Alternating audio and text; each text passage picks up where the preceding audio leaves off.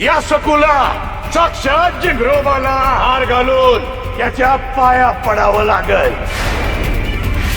Ngozi बाबांनी दिली सखूला धमकी। सखू जाणार जिंगरोबा बाबाला शरण। सखा माझा पांडुरंग या मालिकेच्या आगामी भागामध्ये एकीकडे सखूला अडकवण्यासाठी नागोजी बाबा एक चाल रचतात, तर अचानकपणे गायब झाल्यामुळे गावकरी भडकतात आणि सखूवर लाठी, शेण आणि दगडांचा हल्ला करतात। यावरच आता अचानकपणे बाबाजी आल्यामुळे गावातले सर्वजण सखूला त्यांची माफी मागायला सांगतात। यावर नागोजी बाबा सखूला असं सांगतात की तू जिंगरोबा बाबाला शरण जा।